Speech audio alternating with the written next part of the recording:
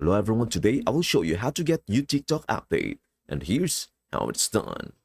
Open the Google Play Store on your Android device. Tap your profile icon in the top right corner. Tap Manage Apps and Device. Under the Updates Available section, look for TikTok. If it's there, tap Update next to it. If TikTok isn't listed, that means you are already using the latest version. Turn on Automatic Updates optional. To always stay updated automatically, open Google Play Store. Tap your profile icon, Settings.